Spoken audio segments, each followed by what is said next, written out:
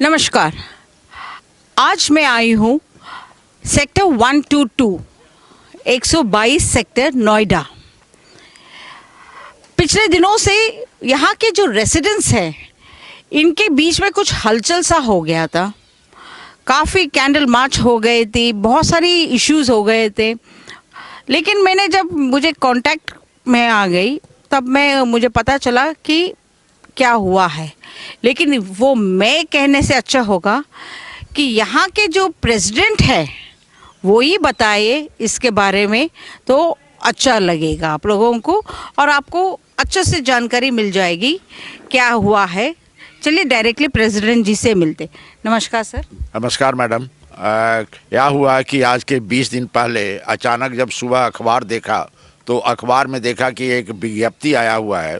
उस विज्ञप्ति में लिखा हुआ है सेक्टर 122 में 5 प्लॉट है जिसका ऑक्शन होने जा रहा है। हम लोगों को देख करके अचानक ऐसा लगा कि ये छोटा सा सेक्टर है, 2-3 हज़ार परिवार यहाँ रहते हैं, 2-3 हज़ार फैमिली यहाँ रहते हैं, लेकिन इतनी इनकी आवश्यकता नहीं है। और अगर दुकानें बने तो इनकी आवश्यकता के आधार पर बने। अब प्लानिंग डिपार्टमेंट जो नोएडा अथॉरिटी का है। नहीं, सबसे पहले मुझे बताइए, ये जो सेक्टर 122 है, ये कमर्शियल एरिया है या रेसिडेंशियल एरिया है? ये जो मेरा सेक्टर है, हम लोग का 122 सेक्टर, ये रेसिडेंशियल एरिया है। रेसिडेंशियल एरिया के बीच में जो कॉमर्शियल होते हैं वो कॉमर्शियल आवश्यकता के आधार पर होती है। अगर मान लिया कि यहाँ की आवश्यकता 10 दुकानें की हैं, 15 दुकानें की हैं और अचानक हम यहाँ पर 100 दुकानें या 200 दुकानें कर दें, ऑफिस खोल दें और ठीक बीचों बीच में नोएडा का अगर सबसे सुंदर सेक्टर देखा जाए, अगर 4-5 है तो उसमें एक सेक्टर 122 भी है। अब सेक्टर 122 में जैसे ही आप इंटर की होंगी तो आपने देखा होगा कि गेट पर फव्वारे लगे हुए हैं। हाँ, वो हमने देखा है। हाँ, अच्छा, जो सिक्योरिटी का अरेंजमेंट है हमारा टॉप क्लास का है। किसी भी सेक्टर में इतना अच्छा सिक्योरिटी का अरेंजमेंट नहीं है। सब कुछ यहाँ पर पूर्ण है, लोग बिल्कुल संतुष्ट हैं। शाम को लोग यहाँ पर गोल चक्कर के पार्क के चारों ओर घूमते हैं, म्यूजिक सिस्टम लगा हुआ है, फव्वारा लगा हुआ है। लेकिन अगर इस ढंग का कॉमर्शियल ऑक्शन 5 प्लॉट का, 1 प्लॉट नहीं, 2 प्लॉट नहीं, 3 नहीं, 4 नहीं, 5, अब 5 प्लॉट में अगर कॉमर्शियल एक्टिविटी मल्टी स्टोरी का आ जाएगा तो आप समझिए कि यहाँ का वातावरण क्या रह जाएगा। लोग, औरतों को यहाँ घूमना मुश्किल हो जाएगा, बच्चों को चलना मुश्किल हो जाएगा, ट्रैफिक का प्रॉब्लम होगा, सिक्योरिटी का प्रॉब्लम होगा, हर ढंग का प्रॉब्लम होगा। अब हम लोग का जहाँ पर बैठे हुए हैं अभी कम्युनिटी सेंटर है। कम्युनिटी सेंटर का भी जो दरवाज़ा होना चाहिए था, रोड की ओर होना चाहिए था, इन्होंने अंदर में कर दिया। और अंदर में एक प्लॉट जो कम्युनिटी अंदर मतलब अच्छा, सेक्टर के अंदर। हाँ हाँ, मैंने सेक्टर के अक्सर जो कम्युनिटी सेंटर होता है उस सेक्टर के बाहर वाले बाउंड्री की ओर होता है, ये इसको इन्होंने अंदर कर दिया। ये किसने किया है? अथॉरिटी ने किया है। अच्छा, जब अथॉरिटी ने किया हम लोग उसको मान लिया। उसके सामने एक छोटा सा प्लॉट है, इसको भी ऑक्शन कर रहे हैं। हम लोग समझते थे कि ये इसके पार्किंग के लिए है और जब यहाँ फंक्शन होता है तो उसमें लोग पार्किंग करते हैं। अगर पार्किंग का भी अगर व्यवस्था नहीं हो तो कम्युनिटी सेंटर बेकार हो जाएगा और यहाँ पर रोज़ ही प्रॉब्लम होगा, दुकानदारों से झगड़ा होगा। तो इस ढंग से हम लोग चाहते नहीं है कि कम्युनिटी सेंटर के सामने वाला प्लॉट का भी ऑक्शन हो।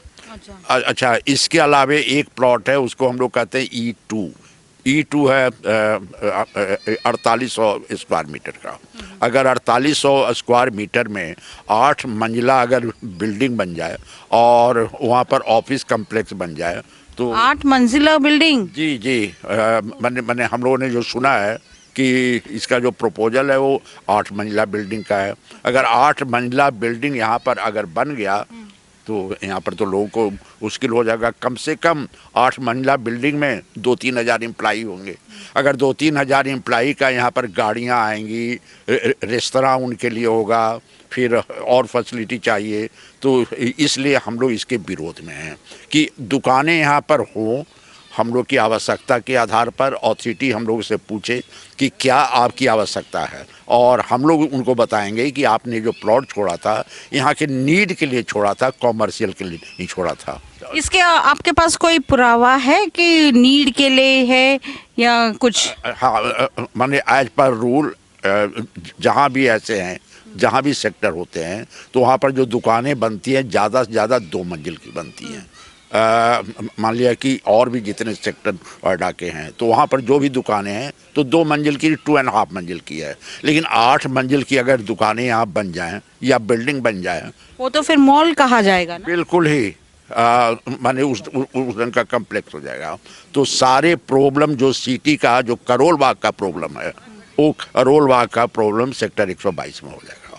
चांदनी चौक का प्रॉब्लम सेक्टर 122 में। मतलब आप कह रहे हो कि जो चांदनी चौक का भीड़ है और जो वहाँ पर प्रॉब्लम्स होती है, वो सारा कुछ प्रॉब्लम्स सेक्टर 122 में दिखने को मिलेगा। बिल्कुल ही। और हो सकता है कि उससे भी ज़्यादा हो, चूँकि वहाँ का रोड चौड़ी है, यहाँ का रोड अधिक से अधिक 18 मीटर का है, 18 मीटर का है, 9 मीटर का है, 12 मीटर का है।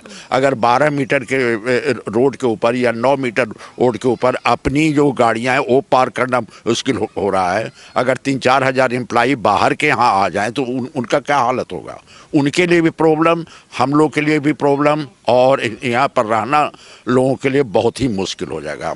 इसलिए हम लोग चाहते हैं कि किसी भी सूरत से ये ना हो, और जो दुकानें यहाँ पर आवश्यकता है, ज़्यादा से ज़्यादा 10 या 15 दुकानें अगर ये हो जाए तो हम लोग के लिए हम लोग इसका स्वागत करते हैं।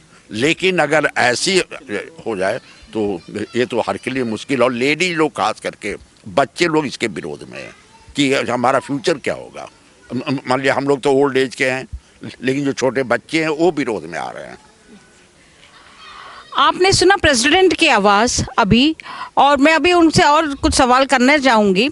इन्होंने जिस तरह से बताया है यहाँ का वातावरण क्या है, इन्होंने कहा कि यहाँ 2 से 3 हज़ार के रेजिडेंट्स हैं, फैमिलीज़ रहते हैं, पीसफुल एरिया है। हाँ जी, ये इन्होंने जो भी कहा, जैसे मैंने एंटर किया है और यहाँ का माहौल को सबको देखकर मैं खुद बता सकती हूँ कि एकदम शांत वातावरण है यहाँ पर।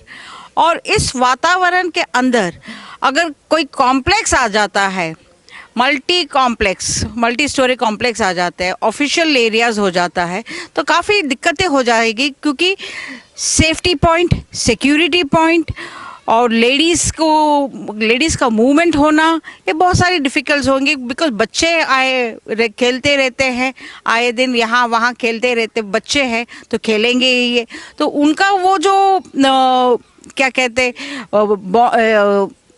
एक बाहर जाना आना घर से थोड़े से मुश्किल हो जाएगा। सही कह रही हूँ मैं ये बात? बिल्कुल। अच्छा, आपके हाथ में अभी ताली और चम्मच कुछ है? हम लोग का यहाँ पर आज 8-10 दिन से ये प्रोटेस्ट चल रहा है। हम लोगों ने कैंडल मार्च निकाला, उसके बाद आज जो प्रोग्राम था, इसका प्रोग्राम था ताली बजाने का, और इसका हम लोगों ने विरोध किया है कि हम लोग ये चाहते हैं थाली बजाना और जो ये बजाना होता है ताली बजाना, हाँ, तो ये दोनों शुभ इसलिए होते हैं कि अगर जो मेरी इच्छा होती है वो हो जाती है। तो इसलिए हम लोगों ने थाली बजाया कि जो हमारी इच्छा है कि यहाँ पर कॉमर्शियल एक्टिविटी का ये बिल्डिंग ना है, तो इसके लिए लोग थाली बजाया कि इसके लिए शुभ हो सकता है, और ये हो सकता है कि ये बंद हो जाए। अब माने हम लोग की भीतर से इच्छा है, इसीलिए हम लोगों ने थाली बजाया है आज। आपने नोएडा अथॉरिटी से किसी से मिले हैं आपने? नोएडा अथॉरिटी के हम लोगों ने एप्लीकेशन दिया सीईओ को, चेयरमैन को, जो यहाँ के एमपी हैं उनको, यहाँ के एमएलए, एमपी मतलब? हाँ, अच्छा, डॉक्टर महेश शर्मा। हाँ, मैंने उनको दिया, पंकज सिंह को दिया, लेकिन जो रिस्पांस मिलना चाहिए था वो रिस्पांस कहीं से अभी तक के मिल नहीं रहा है। और अथॉरिटी को हमने सब कुछ दिया, सब कुछ जो राइटिंग में दिया, लेकिन कोई वहाँ से रिस्पांस की, कोई फ़ोन भी आया, कोई पूछे भी कि वहाँ पर क्या है। हम लोगों ने बैनर लगवाया कि मैंने यहाँ पर ये प्लॉट बिकाऊ नहीं है। अथॉरिटी के लोग आए, उसको उन्होंने हटा दिया। ठीक है, उन्होंने हमें फ़ोन किया कि साहब आपने ऐसा लगा दिया है, इसको मैं हटा रहा हूँ, आपका कोई ऑब्जेक्शन है? हम की ऑब्जेक्शन तो है, लेकिन प्लॉट आपका है, आपको हटाना है तो हटा दीजिए, लेकिन हम लोग की इच्छा नहीं है, लेकिन प्लॉट आपका हटाना है, हटा दीजिए। तो इस रूप से इतना ही अभी तक उनका एक्टिविटी है। अगर अभी रुका नहीं या ऑक्शन हुआ तो हम लोग PIL और कोर्ट भी जा सकते हैं, और उसकी तैयारी हम कर रहे हैं। लेकिन अभी जैसे कि ये जो कॉम्प्लेक्स आने वाला है या कुछ, ये नोएडा अथॉरिटी तो चुप बैठेगी नहीं, वो तो कुछ ना कुछ कार्रवाई करते रहेंगे। हाँ, तो हम लोग चाहते हैं कि इसका लैंड यूज चेंज हो। जो कम्युनिटी सेंटर के सामने वाला प्लॉट है 1500 स्क्वायर मीटर का है, और 1500 स्क्वायर मीटर में यहाँ पर जो ट्रैफिक आती है या शादी विवाह होती है या कोई फंक्शन होता है तो उसके पार्किंग का जगह हो जाए। जो 4800 मीटर का है तो उसमें यहाँ पर बच्चों का खेलने का कोई स्थान नहीं है। तो वो जो 4800 मीटर का लैंड है उसको जो खेल के रूप में, खेल के मैदान के रूप में उसको कर दिया मेरा जाए। प्रश्न ये था हाँ। कि आपने जो उनको लेटर सब कुछ दिया है, हाँ। तो उन्होंने अनदेखा किया है उस लेटर को। वो तो चुप बैठेंगे नहीं, वो तो कुछ करते ही रहेंगे। हाँ। तो वो कुछ आपके जहन में है कि वो क्या करने वाले हैं आगे? अभी तो हम लोग को आइडिया नहीं है। हो सकता है ऑक्शन हो सकता है बिल्डर आए, लेकिन हम लोग उसके अगेंस्ट में PIL करके हम लोग कोर्ट जा रहे हैं। तो मुझे ये भी सुनने में आया कि आप लोग रोड में धरना करने वाले हैं या रोड ब्लॉक करने वाले हैं। आ, अभी मैंने वो फाइनल नहीं हुआ है, लेकिन हो सकता है कि 5 के बाद इसके ऊपर विचार हो, और जो यहाँ का रेजिडेंट है वो इसके लिए भी तैयार है, इसके लिए भी इच्छुक है। हमारे साथ जुड़े हुए हैं कांग्रेस अध्यक्ष अनुपम ओबरॉय।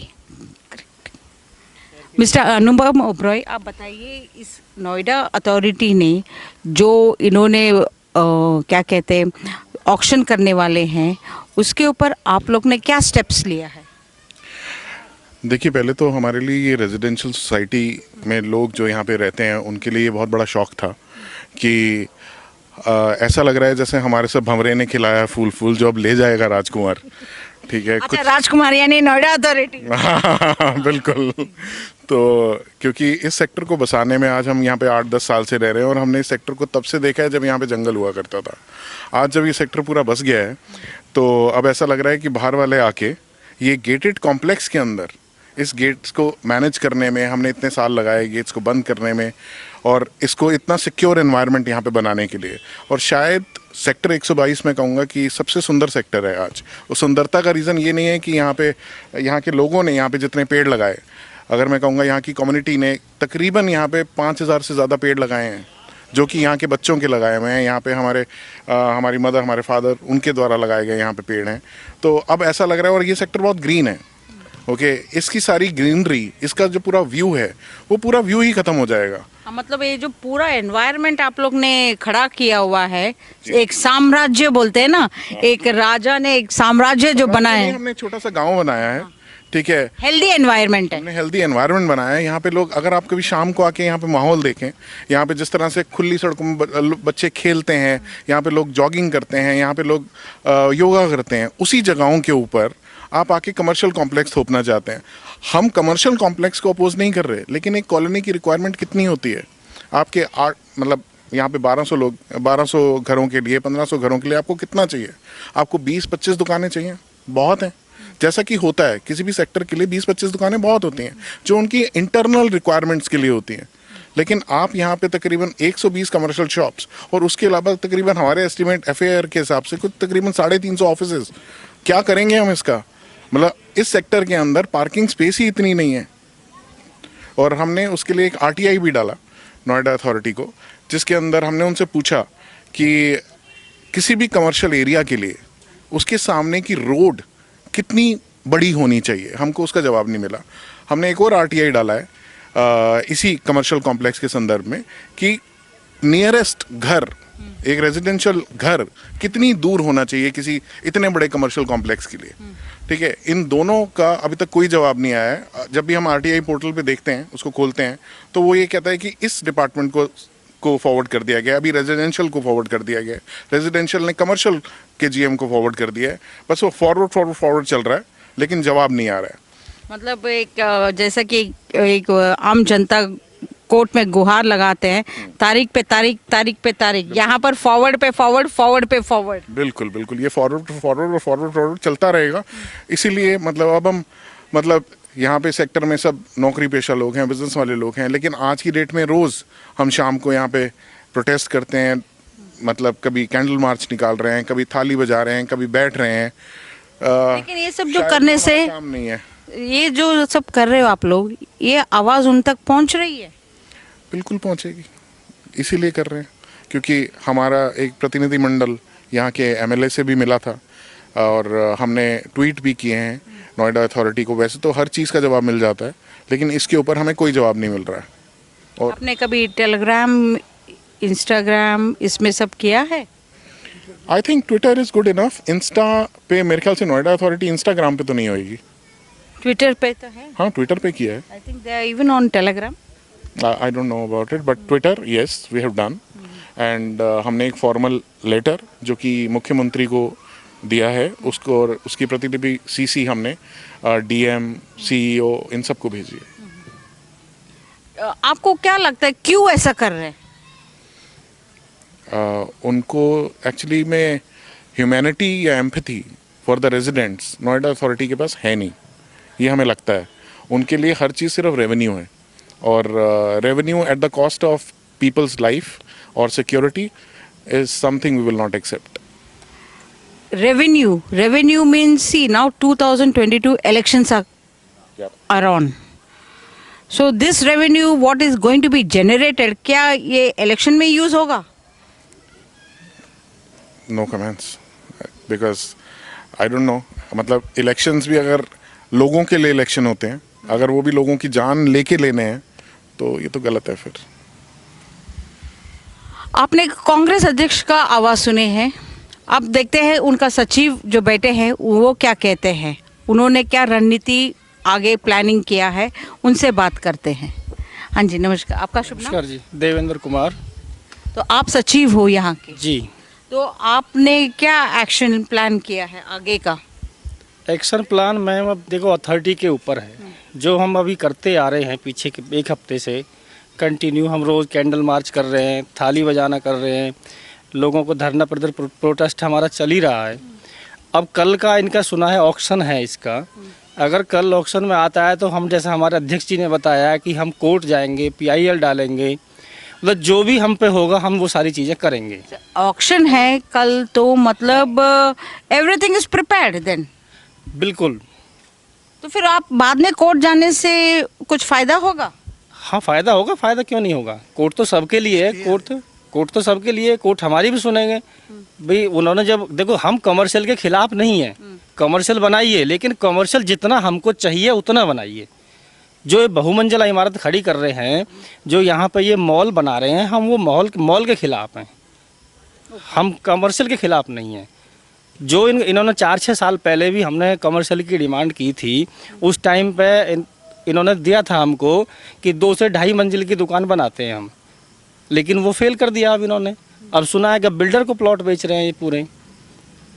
हम जब कम्युनिटी सेंटर में बैठे हुए हैं, इसके सामने का प्लॉट्स है, ये तो पार्किंग के लिए होना चाहिए, इसको भी बेच रहे हैं अब ये। तो कम्युनिटी सेंटर में जो आए दिन प्रोग्राम होता है, पार्किंग कहाँ होगी बताइए। मार्केट बन जाएगी, उसकी गाड़ियाँ होंगी, कम्युनिटी सेंटर में प्रोग्राम होंगे, उसकी गाड़ियाँ होंगी, कहाँ पे खड़ी होंगी। और जो हमारी इतना बड़ा जो शॉपिंग मॉल बन जाएगा सेक्टर के सेंटर में, बिल्कुल जो हमारी सेफ्टी है, सिक्योरिटी है, जो आज हमने पूरी अपने किसी भी तरीके से संभाल रखी है, उसका जिम्मेवार कौन होगा? क्या नोएडा अथॉरिटी ये अपनी रिस्पॉन्सिबिलिटी उठाती है? बताइए। बहुत बड़ा क्वेश्चन आपने डाल दिया नोएडा अथॉरिटी को। कि वो करेंगे, क्योंकि आज हमारा सेक्टर बिल्कुल अपने आप को सुरक्षित समझता है। जितने भी रेजिडेंट्स हैं वो अपने आप को बिल्कुल सुरक्षित समझते हैं। किसी भी आप समय देखो, हमारी लेडीज़, हमारी बहन, हमारी माएँ रात को 11 बजे भी आपको यहाँ वॉकिंग करती दिखाई देंगी। किस लिए? कि कहीं ना कहीं उनको भरोसा है कि हम बिल्कुल सेफ़ हैं। और जब यहाँ कमर्शियल हब बन जाएगा, 10 बजे 11 बजे जो ऑफिस से निकलेंगे कोई अपने आदमी, जो लोग, तो उनसे कैसे विश्वास होगा? कौन कहाँ से आ रहा है? कौन आएगी यहाँ पे? हमारी माँ बहन जो मतलब हमारे परिवार कहना है, क्या है, कहीं ना कहीं बच्चों का ऊपर है ना, एक असर पड़ेगा। असर पड़ेगा बिल्कुल। तो इसलिए हमें कमर्शियल चाहिए, लेकिन जो हमारी नीड है, जो हमारी ज़रूरत है, उतना चाहिए। हम बहुमंजिला इमारतें यहाँ नहीं बनने देंगे, नहीं बनने देंगे। हमें कहीं तक भी जाना हो, हम जाएंगे। नमस्कार, आपका शुभ नाम? रामपत यादव। अच्छा, अभी इसी सोसाइटी के रेसिडेंट हो? जी, मैं 10 साल से यहाँ रह रहा हूँ और मेरे बच्चे भी और मेरी फैमिली यहाँ सुरक्षित है, किसी तरह की कोई परेशानी नहीं है और बढ़िया पार्क बने हुए हैं और सारे सेक्टरों से अच्छा महसूस हम लोग यहाँ पे करते हैं। लेकिन नोएडा अथॉरिटी के भ्रष्ट अधिकारियों की जो नीयत बन चुकी है, इसमें सीधा सीधा भ्रष्टाचार का जो है ये दिख रहा कि ये कॉमर्शियल बिल्डिंग को जो है कॉमर्शियल दे रहे हैं और 8-8 मंजिल जो है उनको दी जा रही है। उसकी ज़रूरत नहीं है, हमें ज़रूरत है यहाँ 2.5 मंजिली सभी सेक्टरों में। आप सेक्टर 33 लगा लीजिए, सेक्टर 34 लगा लीजिए, उसके एक कोने पे 2.5 मंजिल मार्केट होगी। सेक्टर 53 कंचनजंगा लगा लीजिए, कहीं भी लगा लीजिए। लेकिन इनकी आदत ख़राब हो चुकी है और ये जो है आप सेक्टर 3 के पार्क को उठा के देखिए, इन्होंने जो है उसको बेच दिया, सेक्टर 51 के पार्क को बेच दिया। ये इनकी नीति खराब हो चुकी है और ये जो है भ्रष्टाचार के कारण किसी बिल्डर को फ़ायदा पहुंचाने के और अपना जो अंडर टेबल जो काम कर रहे हैं ये लोग, ये सबकी जानकारी में है। इसलिए ये ज़बरदस्ती हमारे सेक्टर पे इसको जो है कॉमर्शियल कॉम्प्लेक्स को थोप रहे हैं, जो कि हमें 2.5 मंजिल किसी कोने पे कहीं भी दे सकते हैं और वहाँ हम अपना शॉपिंग कर सकते हैं। किसी भी सेक्टर को देख लीजिए, उसके कोने पे एक साइड में होगी 2.5 मंजिल जो कॉमर्शियल मार्केट होती है। लेकिन यहाँ बहुमंजिली बना के है और यहाँ पे जो है बड़े बड़े ये एम्प्लॉय ला के इन्हें ये क्या करेंगे, कंपनियाँ ला के और ये हमारे सेक्टर को बर्बाद कर देंगे और वो हम होने नहीं देंगे। आदरणीय अध्यक्ष जी ने, महासचिव जी ने, सभी लोग जो है इसके खिलाफ है, आपको बताया है और हम हाई कोर्ट भी जाएंगे और इनको जो है नहीं करने देंगे। पहले भी हम लोग कई जगह जो है इनको डिप्यूटी, आपने देखा होगा डंपिंग ग्राउंड ये गलत कर रहे थे। मेरा अगला प्रश्न वही होने वाला था क्योंकि मैंने आपका इंटरव्यू देखा था डंपिंग ग्राउंड में और मिस्टर अनुपम सब थे वहाँ पर थे। तो ये हमेशा इलेक्शन के समय ही क्यों होता है? डंपिंग ग्राउंड के इशू तब इलेक्शन के कुछ ही महीने पहले ही समाप्त हुआ था और अब ये इशू खड़ा हो गया आपके सामने। ये इशू नहीं, सभी जगह है, यहाँ पे नहीं। चाहे तो किसानों का ले लीजिए, इन्होंने सबका शोषण करते हुए, या जो भी रेजिडेंशियल सेक्टर है अब हमसे एक्स्ट्रा, देखिए पार्क फेसिंग का एक्स्ट्रा लिया हुआ है, कॉर्नर का एक्स्ट्रा लिया हुआ है, बड़े रोड का एक्स्ट्रा लिया हुआ है, ग्रीन बेल्ट का अलग एक्स्ट्रा लिया हुआ है। हमारी जो है कमाई, पूरे जीवन की कमाई हमने इन लोगों को दी अपनी सुविधा के लिए और लेकिन इनकी जो है इन्होंने जो ये मंटी जो कॉमर्शियल वो बना रहे हैं, ये हमारे लिए जो है बहुत गलत कर रहे हैं भविष्य में। ऐसे इन्होंने डंपिंग ग्राउंड को किया था, किसी ठेकेदार को फ़ायदा देने के लिए यहाँ पे कर रहे थे, उसका हमने विरोध किया, कोर्ट गए और वहाँ से हमें कामयाबी मिली।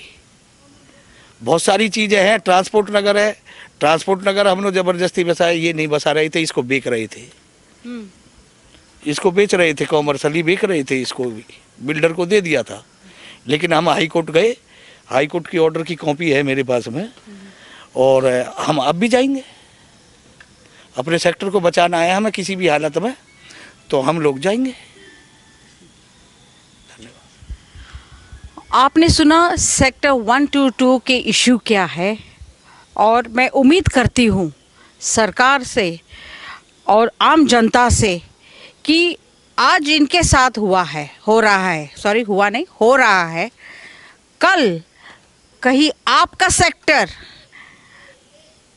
मैं नाम नहीं लूँगी, इनके चपेट में ना आ जाए।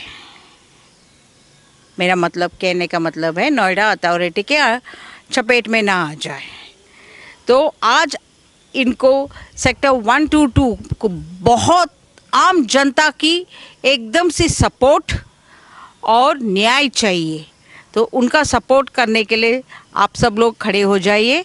और मैं रिक्वेस्ट करती हूँ नोएडा अथॉरिटी से कि जो यहाँ के रेसिडेंट्स हैं, जो रेसिडेंट्स की एक खुशहाल ज़िंदगी जी रहे हैं या इस माहौल के अंदर जो जी रहे हैं, उन्हें शांतिपूर्वक जीने दीजिए, क्योंकि इनके आगे की पीढ़ियाँ भी अभी खड़े हो गए हैं। तो मैं चाहती हूँ ये सारी पीढ़ियाँ जो यहाँ पर कई सालों से रह रहे हैं, आगे भी रहने वाले हैं, इनकी ज़िंदगी को एक ताला मत लगाइए, इनकी खुशहाल ज़िंदगी में ताला मत लगाइए। Thank you. जय हिंद, जय भारत। कैमरा सपोर्ट जाना मेहरा।